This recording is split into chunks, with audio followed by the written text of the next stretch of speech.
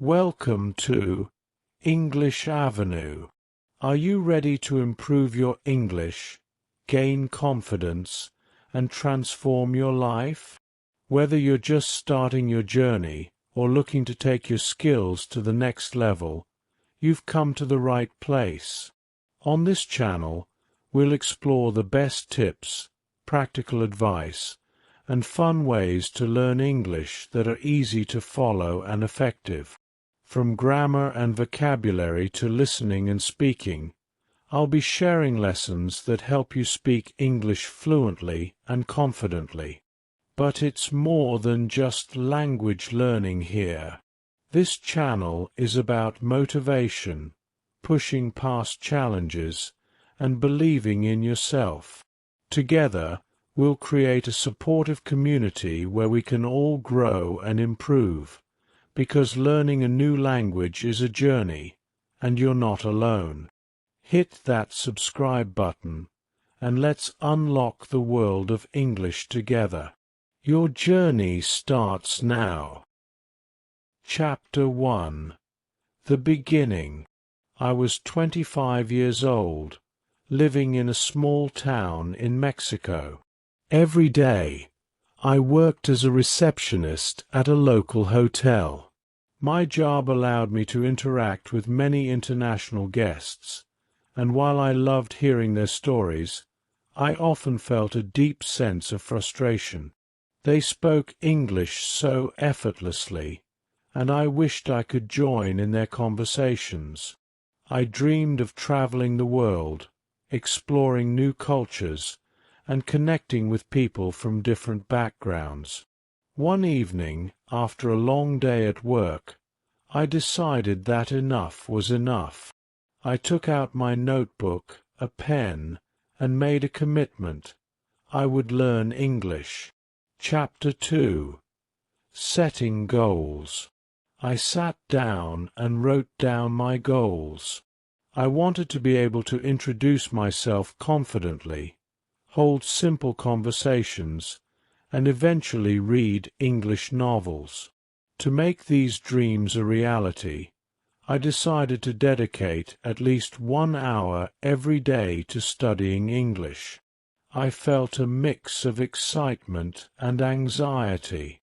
I began with the basics, the alphabet, simple phrases, and vocabulary. I created flashcards with words and their meanings, practicing every night before bed. It was challenging, but I was determined. Chapter 3.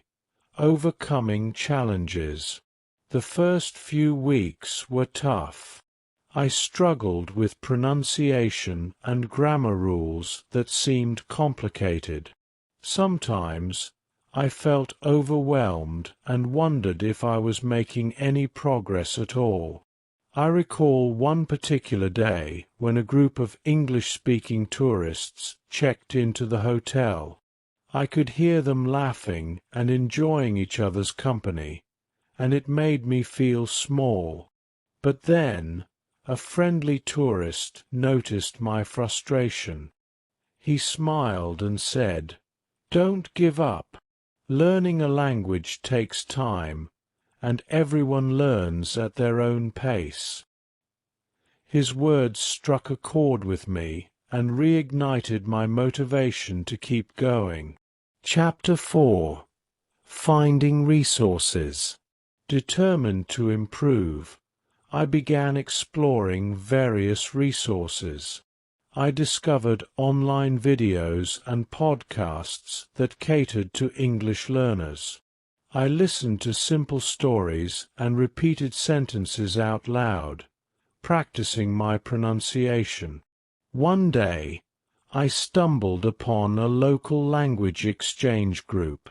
Nervously, I attended my first meeting, where I met Sarah, a kind teacher who offered to help me. We instantly connected, and I felt relieved to find someone willing to support my learning journey. Chapter 5. Practice Makes Perfect. During our sessions, I practiced speaking and listening more than ever. Sarah introduced me to different topics, travel, food, and culture, and encouraged me to express my thoughts. I learned to ask questions and engage in conversations. With each session, my confidence grew. Sarah also suggested I listen to English songs.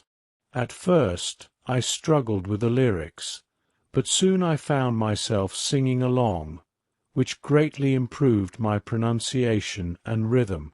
Chapter 6. Immersing in the language.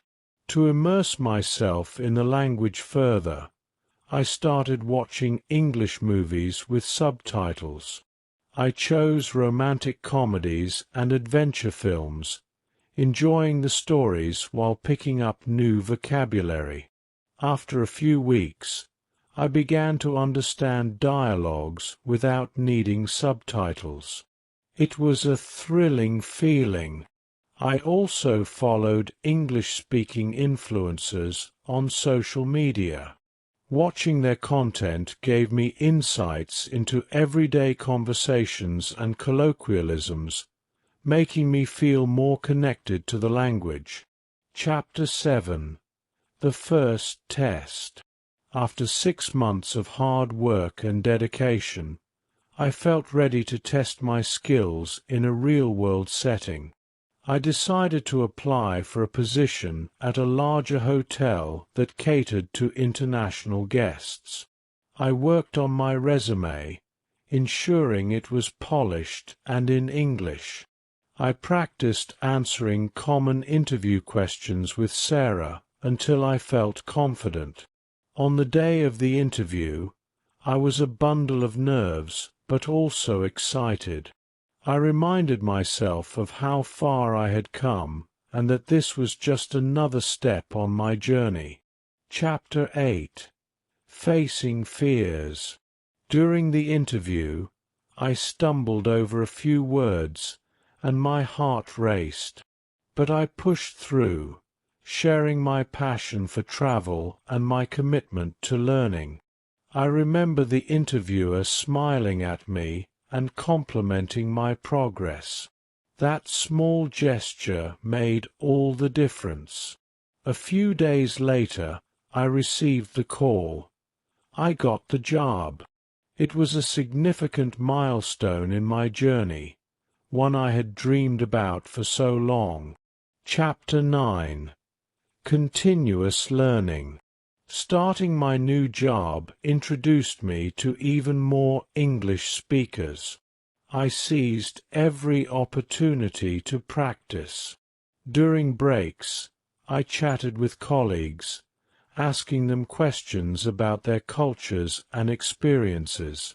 They were impressed with my progress and offered tips for improvement. I enrolled in an online course focused on business English, which proved invaluable in my new role. I found myself using English more naturally, and each conversation made me feel more at home in the language. Chapter 10. Celebrating achievements. 1 year into my journey, I decided to celebrate my progress. I organized a small gathering with family and friends, sharing my story and my achievements. I spoke in English about my experiences, the challenges I faced, and the support I received from my friends. It felt incredible to inspire others, and my loved ones beamed with pride as they listened to me speak a language I once struggled with. Chapter 11. The Travel Dream. With my newfound skills, I booked my first trip abroad. I decided to visit Canada, where I would reconnect with Sarah. I was nervous about speaking English in real-life situations, but also excited to explore a new country. Sarah welcomed me with open arms. We explored the city together, visiting famous landmarks and trying local cuisine. I practiced ordering food in English, and each successful interaction boosted my confidence. Chapter 12. Reflecting on growth. During my trip, I took time to reflect on how far I had come. I thought back to the shy, uncertain person I once was. Now I was engaging in conversations, making friends, and navigating a foreign city. I felt grateful for the support I had received from my family, Sarah, and everyone who believed in me. I knew that my journey didn't end here. I wanted to continue learning and exploring. Chapter 13. Giving back. Inspired by my experiences, I decided to give back to my community. I started volunteering to teach English to children in my town. I organized weekend classes where I shared my story and encouraged them to believe in themselves. Watching the kids learn and grow brought me immense joy, and I realized that teaching was another way to continue my own learning journey. Each time I saw a child grasp a new concept, I felt fulfilled. Chapter 14. New Horizons. With each class, my passion for the language deepened. I began to explore advanced topics like English literature and cultural nuances. I set new goals: to read classic English novels, travel to more English-speaking countries, and even consider a career in international business. Each day, I practiced a little more, never losing sight of my dreams. I learned that consistency was key, and I embraced every moment of learning. Chapter 15. The Challenge of Fluency. As I progressed, I realized that fluency was not just about knowing words. It was about thinking in English. I started to challenge myself by narrating my daily activities in English. I would describe my morning routine, the meals I prepared, and even my feelings throughout the day. This practice transformed my thought process and helped me articulate my ideas more clearly. Chapter 16. The Power of Community. I also found an online community of English learners.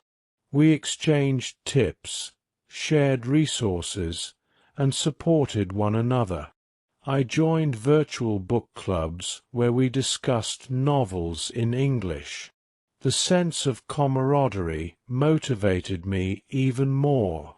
I made friends from different countries, each with their own unique stories and experiences, enriching my understanding of the language and culture. Chapter 17. Overcoming Plateaus.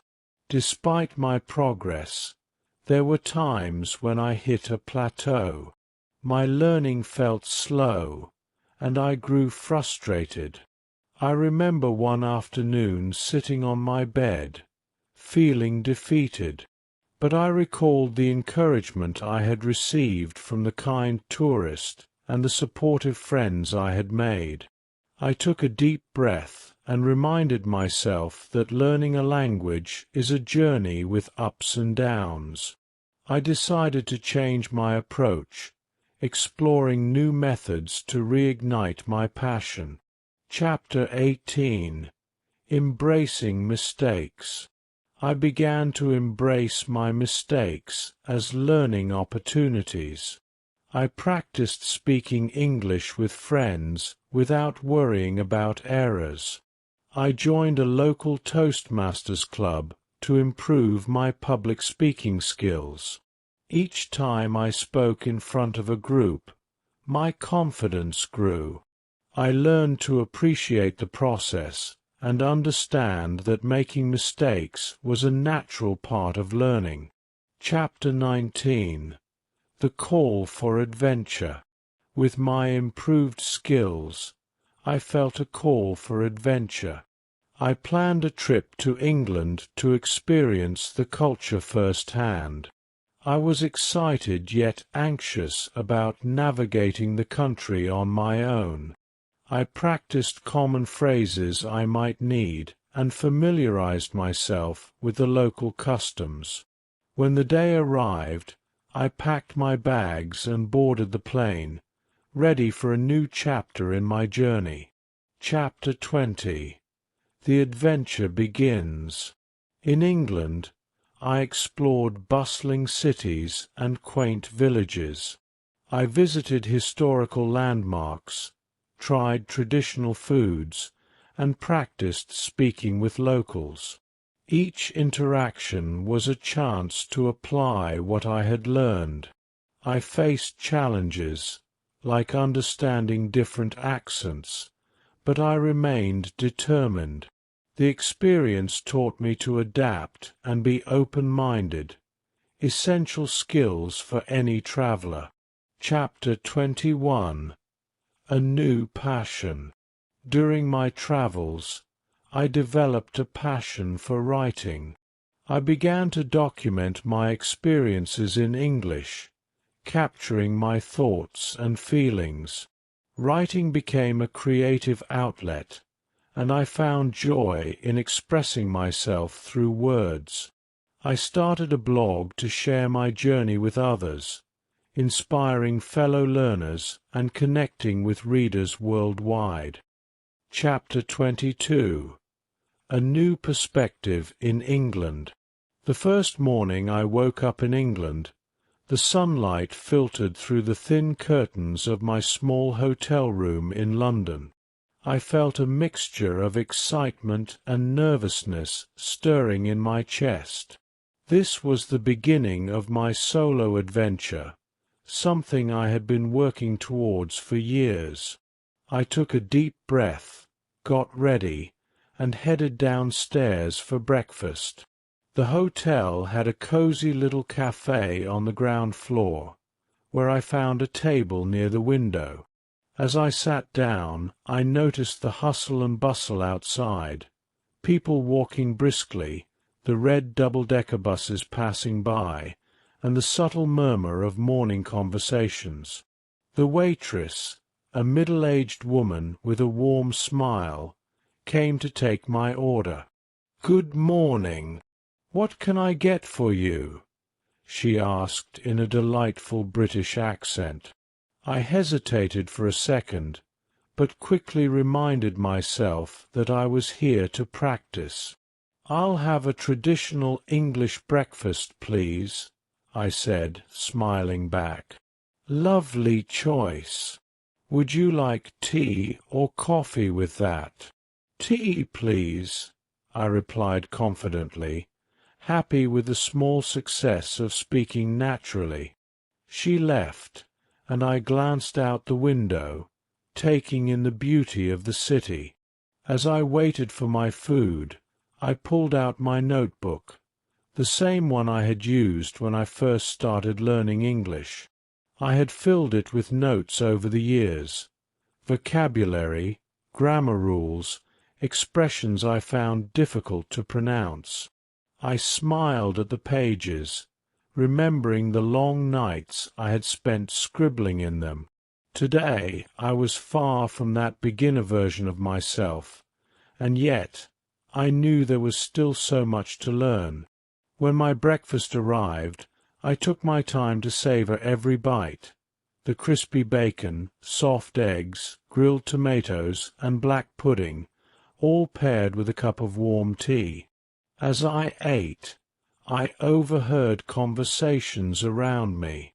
There were two men at the next table discussing business, their accents thick and formal, but I could understand most of what they were saying. It felt like a small victory, realizing how much progress I had made. After breakfast, I grabbed my backpack and set out to explore the city. My first stop was the Tower of London. As I stood outside the towering stone walls, I couldn't help but marvel at the history. I had read about this place in my English textbooks, but seeing it in person was surreal. I decided to join a guided tour, thinking it would be a good opportunity to listen to a native speaker. The tour guide, a young woman with a passion for history, welcomed the group. "Welcome, everyone. I hope you're ready to dive into over 1,000 years of history," she began. Her voice was clear, and her enthusiasm was infectious. I followed her closely, hanging on to every word as she described the history of the tower, from its beginnings as a royal palace to its dark days as a prison. At one point, she asked the group a question. "Does anyone know the name of the first prisoner held in the tower?" No one raised their hand. I thought back to my studies, and hesitantly I lifted mine.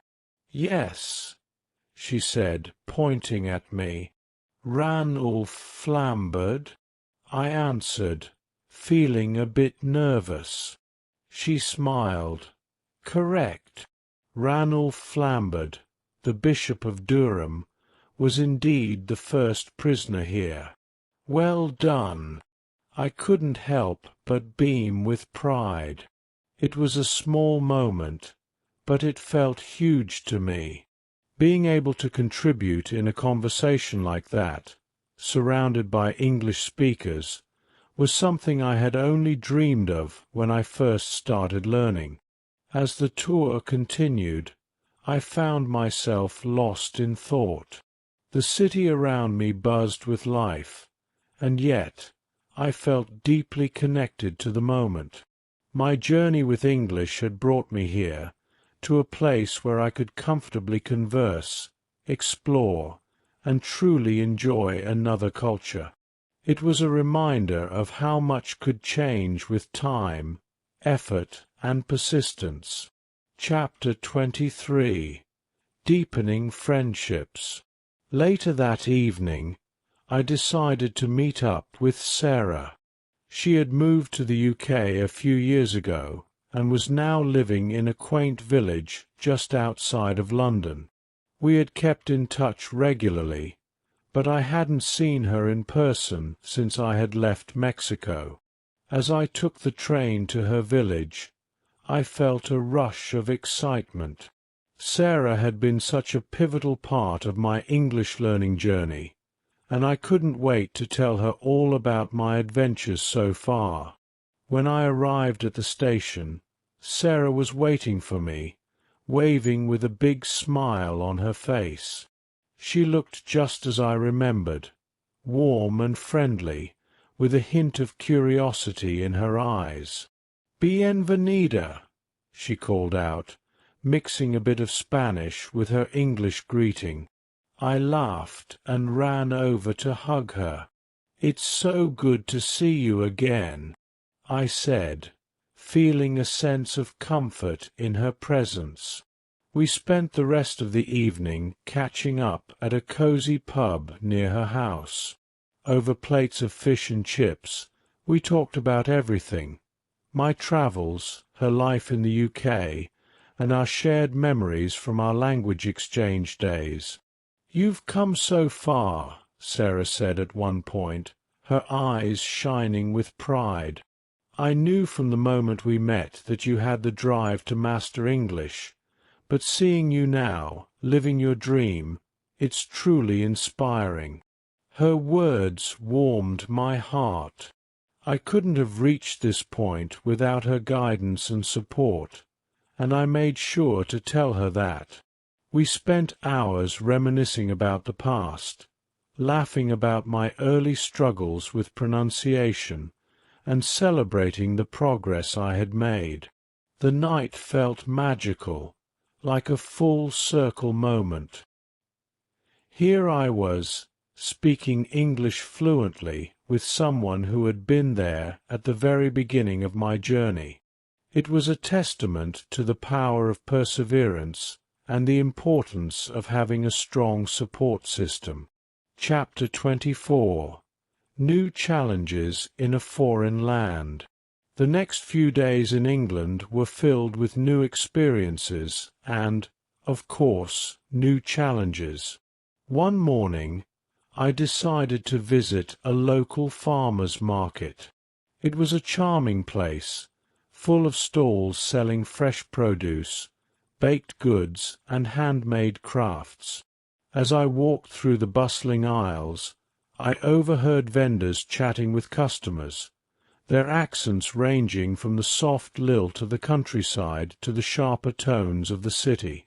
I stopped at a stall selling pastries, the aroma of freshly baked bread drawing me in. The vendor, an older man with a kind face, greeted me. "Morning, love. What can I get for you?"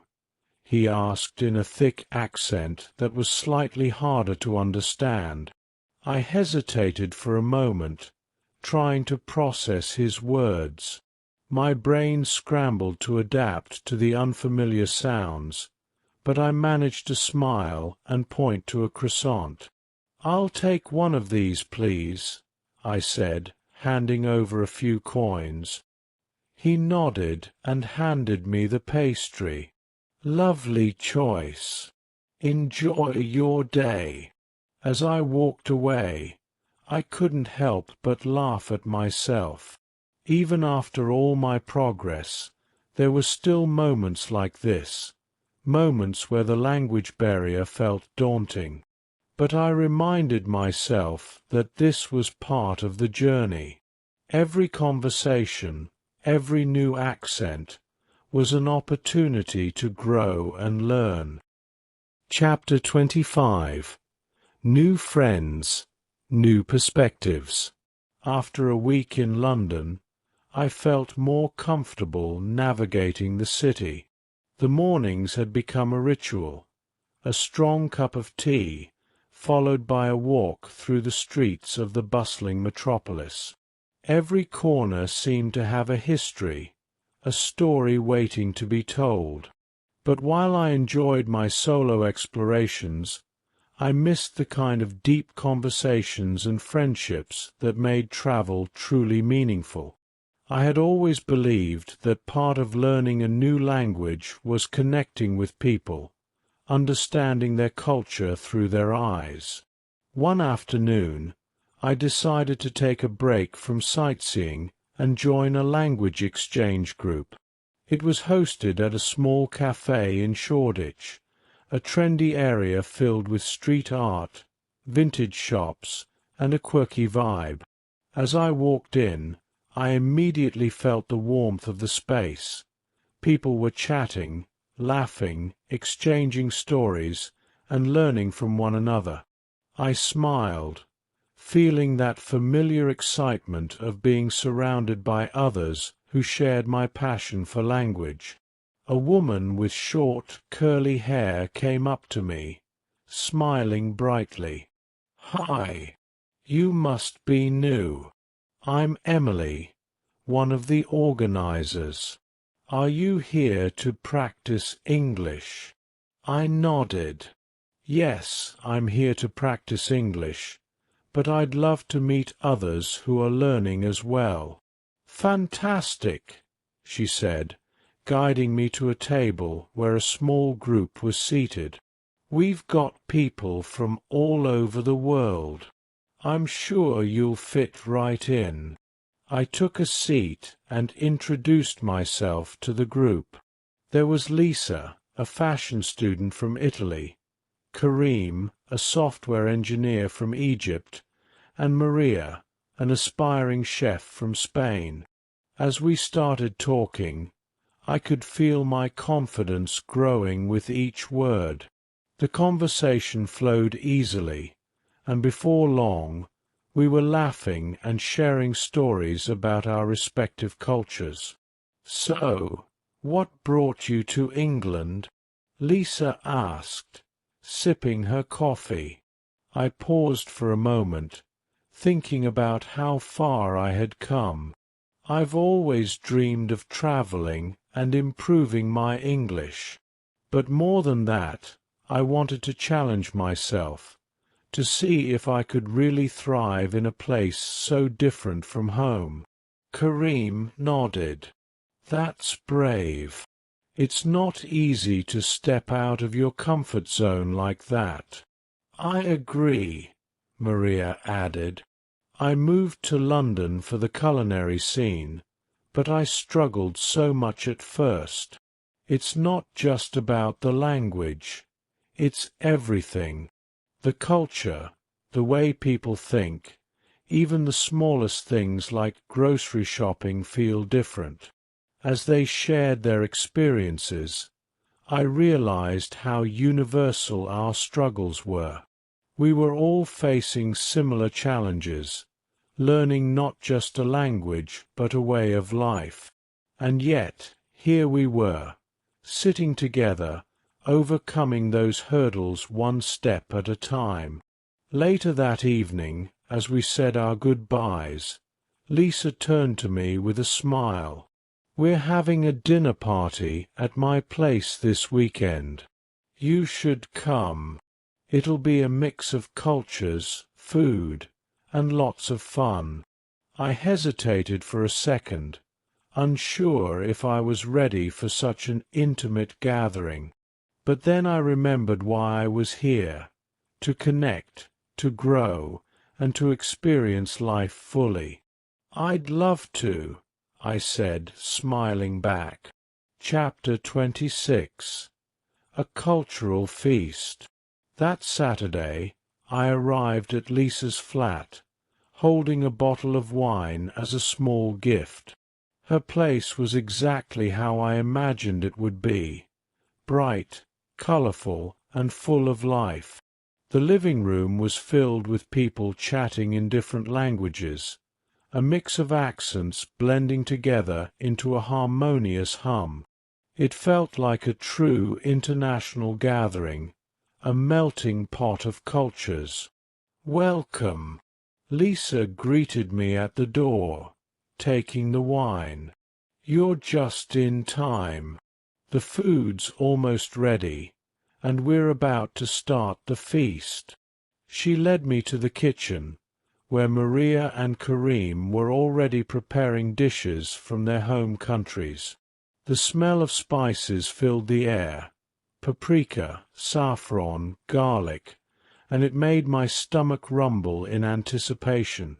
I'm making paella, Maria said proudly, stirring a large pan filled with rice, seafood, and vegetables. It's a traditional Spanish dish. I used to make it with my grandmother when I was little.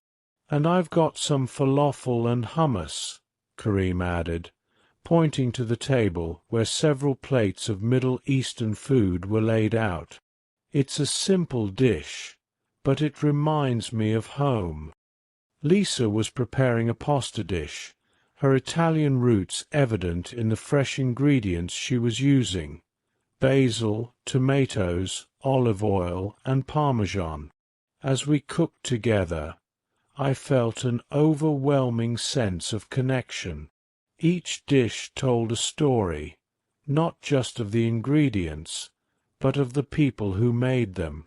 It was as if we were sharing pieces of our identities through the food. When everything was ready, we all gathered around the table, our plates piled high with a mix of cuisines. As I took my first bite of the paella, the flavors burst in my mouth, rich and vibrant, much like the conversation around me. I've never tried anything like this before, I said, turning to Maria. It's incredible. She smiled. I'm glad you like it. Food has a way of bringing people together, don't you think? Karim nodded in agreement. It's the same with language. We may come from different places, but the moment we share food or conversation, those differences seem to melt away. As the night went on, we shared more than just food. We exchanged stories about our families, our dreams, and the challenges we had faced since moving to England. I found myself opening up in a way I hadn't expected, talking about my journey with English, the struggles, the small victories, and the moments of doubt. "I never imagined I'd be here," I admitted at one point. "When I first started learning English, it felt impossible. But now, sitting here with all of you, I realize how far I've come." "That's the beauty of it," Lisa said, raising her glass. "We've all come so far, and we're still growing, still learning. Cheers to that." "Cheers!" we all echoed, clinking our glasses together in celebration. Chapter 27. Reflection and Growth. The next morning I woke up with a sense of calm. The dinner party had been more than just a social event. It had been a moment of reflection, a chance to see how much I had grown. As I sat by the window of my hotel room, sipping tea, I thought about the journey that had brought me here. Learning English had been one of the most challenging experiences of my life, but it had also been the most rewarding.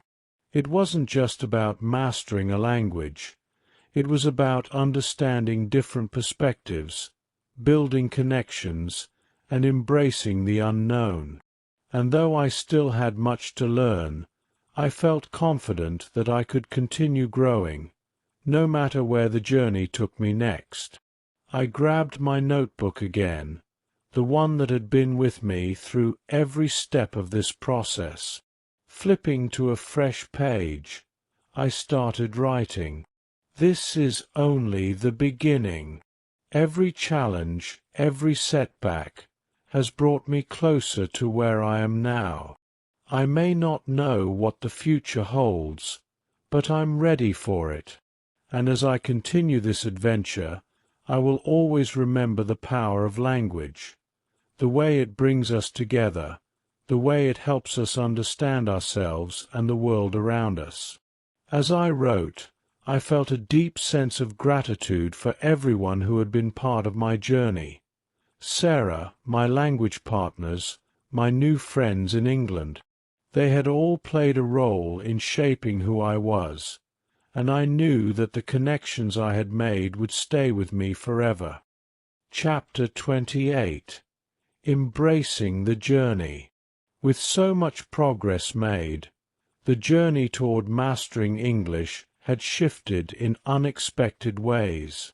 What began as a desire to communicate and understand soon transformed into a deeper appreciation for the language and what it represented. Every word, every sentence now carried weight, not just in terms of meaning, but in the ability to connect with people, express thoughts more clearly, and experience the world in a broader sense. There were new routines that had become part of daily life. Mornings no longer started with just breakfast or a daily task list. They began with listening to a new podcast, an audiobook, or watching an interview in English. While eating, there was always a notepad nearby to jot down unfamiliar words or phrases, with time spent later looking up meanings and practicing their use. This habit, small as it seemed, became a cornerstone of learning, layering the brain with new language skills day after day.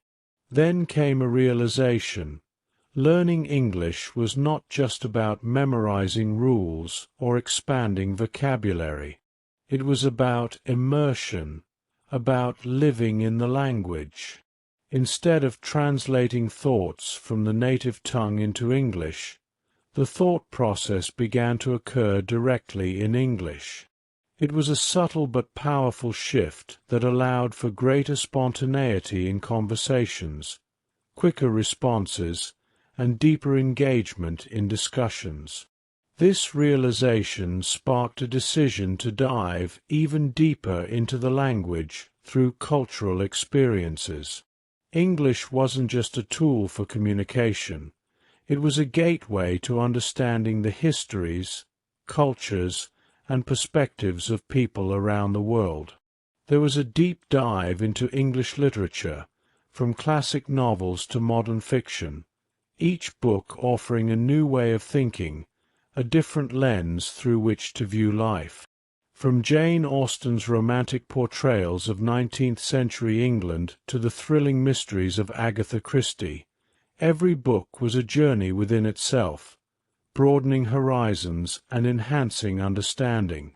However, as the passion for the language grew, so did the challenges. Every now and then, complex grammar structures and idiomatic expressions created confusion. There were moments of doubt, where the mind would stumble over tricky phrases or misunderstandings in conversations. Frustration brewed when there was a struggle to keep up with fast-paced dialogues in films or live discussions. Despite the hurdles, the fire to push through these challenges remained. There was one evening that encapsulated this perfectly. After finishing a long day, a quiet evening was planned, sitting down with a cup of tea and watching a new English drama series. Halfway through the first episode, it became evident that the dialogues were far faster than usual, with slang and cultural references that weren't immediately familiar. It was tempting to turn it off, to fall back on the comfort of subtitles or slower-paced content. But something pushed through that moment of hesitation. The decision was made to stick with it, to accept that the first time wouldn't be perfect.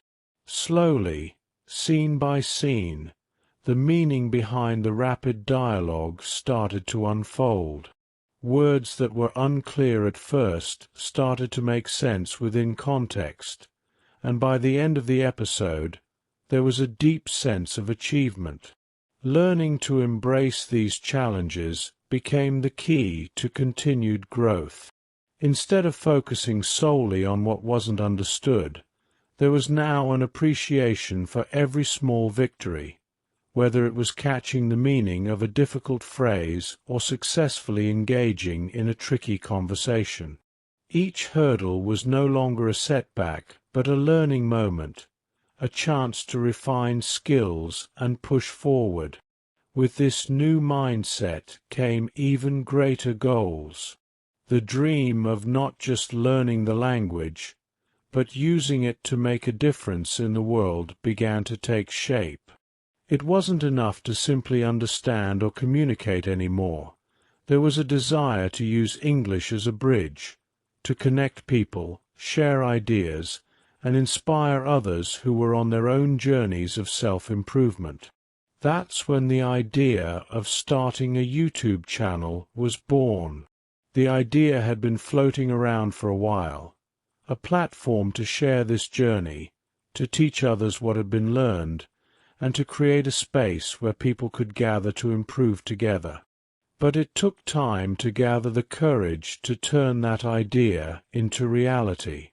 After all, it meant putting everything out there for the world to see, including the imperfections. But then came a realization. The imperfections were exactly what made the journey worth sharing. It wasn't about being perfect. It was about showing that it's okay to struggle, to make mistakes, and to keep pushing forward anyway. There was a deep belief that sharing these experiences could help others overcome their own fears and challenges. The first video was simple, a short introduction, explaining the motivation behind the channel and a few tips for English learners. It wasn't perfect, but it was authentic, and that's what mattered. To the surprise of the creator, the video resonated with people. Comments started flooding in from learners all over the world, sharing their own stories, their struggles, and their gratitude for the encouragement. This response sparked a fire that couldn't be extinguished.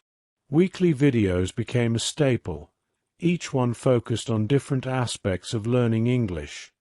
Grammar tips, vocabulary lessons, listening exercises, and most importantly, motivational talks to keep viewers engaged and inspired. The goal wasn't just to teach English. It was to build a community, to create a space where learners could feel supported and understood. The success of the channel grew faster than expected. Messages poured in from viewers who had started to see improvements in their own language skills. They thanked the creator for breaking down difficult concepts and making learning enjoyable. But what was even more rewarding were the stories of personal transformation. People who had gained confidence, applied for jobs they once feared they weren't qualified for, or simply found joy in understanding their favorite English songs or TV shows. This success story wasn't just about learning English anymore. It was about realizing that with enough passion, perseverance, and belief in oneself, any goal could be achieved. English was just the beginning. The language had opened doors to new opportunities, new friendships, and new dreams. But more importantly, it had shown that growth and learning were continuous, lifelong processes. And so, the journey continued, not just in mastering English, but in exploring all the other possibilities life had to offer. With every new lesson, challenge, and success, there was a renewed sense of purpose and a deep understanding that the greatest achievements often come from the hardest struggles. The future was wide open, and it was time to embrace it fully.